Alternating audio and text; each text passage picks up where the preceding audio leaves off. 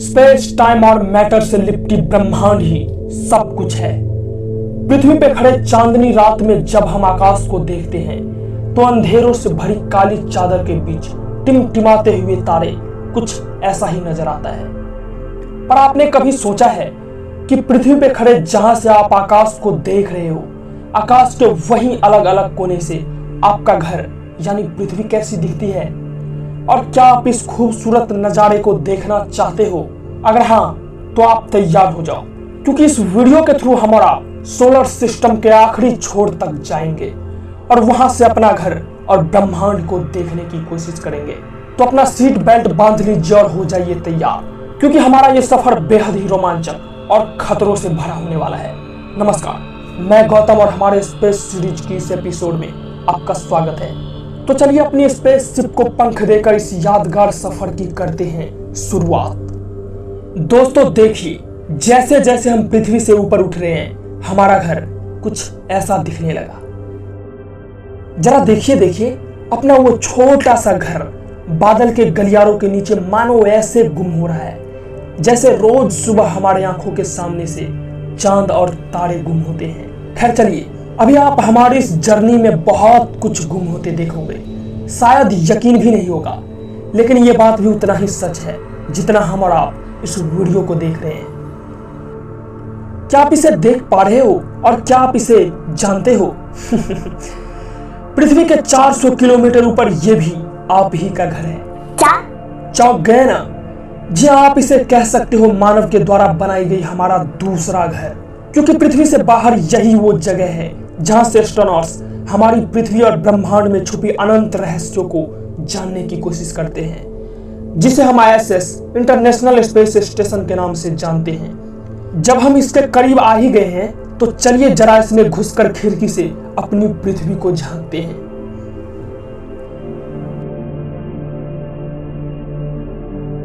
यहां से देखिए अपना चमकता हुआ घर कितना खूबसूरत लग रहा है ना? लेकिन ये क्या, पृथ्वी इतनी तेजी से पीछे क्यों जा रही है?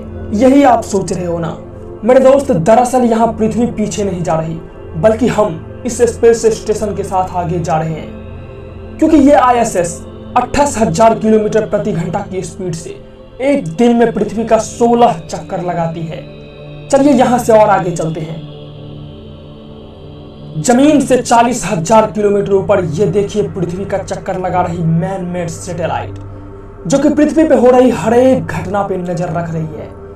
इसी तरह हजारों ऐसे सैटेलाइट्स हैं जो पृथ्वी का चक्कर लगाते हुए हर एक सूचना को कलेक्ट कर हम तक पहुंचाती है। चलिए ब्रह्मांड की खोज में अभी और आगे जाना है। अभी हम एक ऐतिहासिक जगह पे लैंड कर रहे हैं। इस जमीन को देखकर आपको कुछ याद आ रहा है क्या? ये वही जगह है जहां आज से 5 दशक पहले तारीख 24 जुलाई 1969 को इतिहास रची गई थी। जी हाँ, आप अभी लैंड कर रहे हैं हमारा नेचुरल सैटेलाइट चांद पे, जहां हमसे पहले अपोलो मिशन के दौरान नील आर्मस्ट्रांग के साथ टोटल 12 एस्ट्रोनॉट्स अपना कदम रख चुके हैं। ये देखिए उस वक्त का वीडियो जब पहली बार किसी मानव ने चांद पे उतरा था। जब आप यहां तक पहुंच ही गए हो तो मैं आपको यहाँ का सबसे खूबसूरत नजारा दिखाता हूँ। ये देखिए अर्थराइज, उगता हुआ पृथ्वी, ठीक वैसा ही लग रहा है ना जैसे पृथ्वी पे शाम को चांद निकलती है।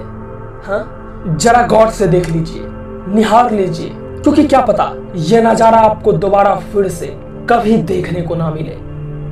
पृथ्वी के बाहर सबसे दूर यही वो जगह है जहां तक इंसानी कदम पहुंच पाया है और जहां हम मानव कुछ ऐसा ही लूनार बेस बनाने का सोच रहे हैं, जिससे फ्यूचर में बड़े बड़े स्पेस मिशन के दौरान अंतरिक्ष यात्री कुछ दिनों के लिए यहां रह सके। लेकिन हम यही नहीं रुकने वाले, हम तो अभी और आगे जाएंगे।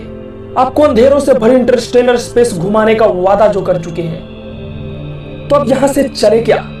चलिए अपनी सफर को दोबारा एक और पंख देते हैं।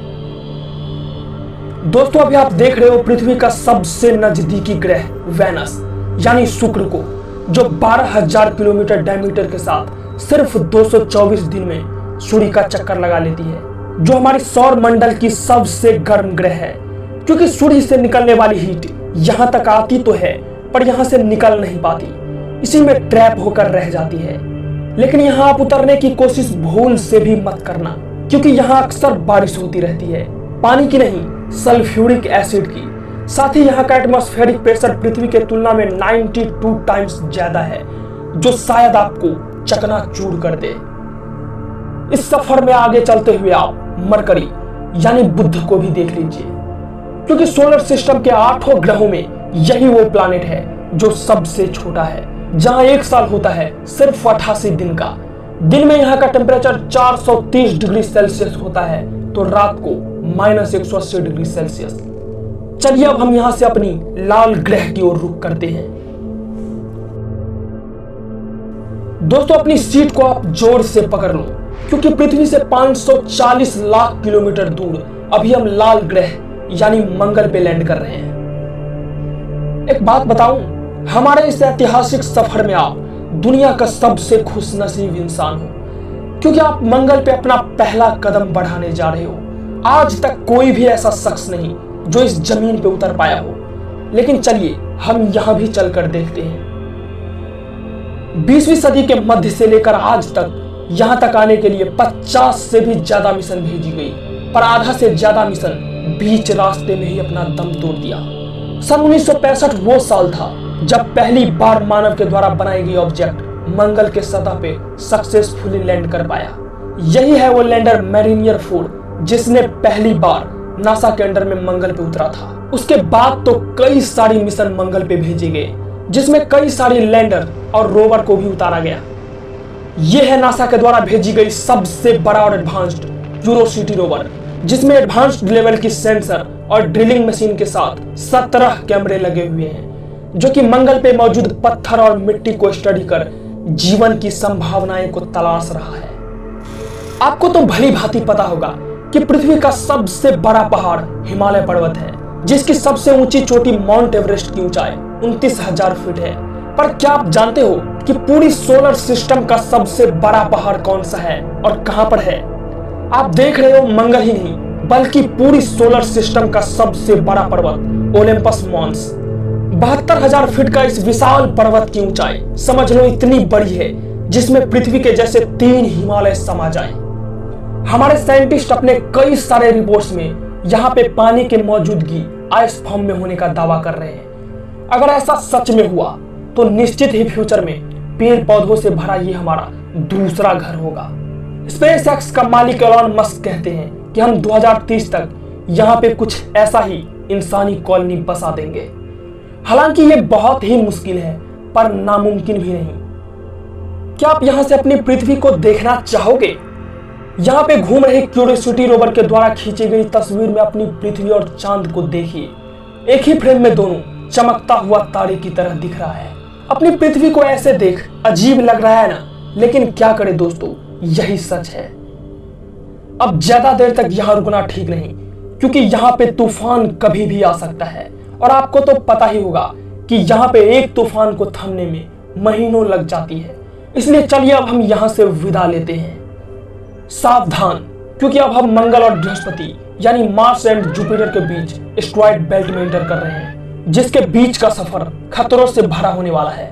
क्योंकि आप तो जानते ही है ना कि पृथ्वी पे गिरने वाला एस्टेरॉयड भी यहीं का होता है।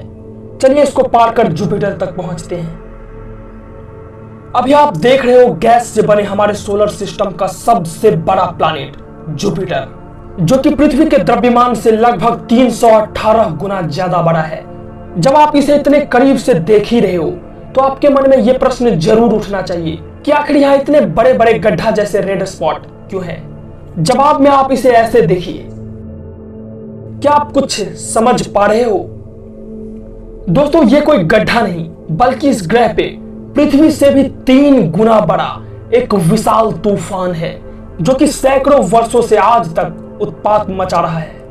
लेकिन 90 से भी ज्यादा मून पे राज करने वाला इस प्लैनेट पे उतरने की कोशिश भी मत करना, क्योंकि आप गैस से बने इस प्लैनेट के बीच सीधे अंदर चले जाओगे। ऐसे में चलिए अपनी स्पेसशिप को यहां से और आगे बढ़ाते हैं।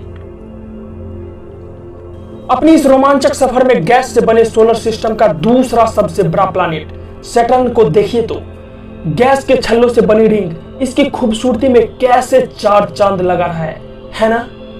इसलिए तो ये हमारा सबसे अनोखा ग्रह है। ऐसे में आइए जरा अपना कैमरा पृथ्वी की ओर घुमाते हैं।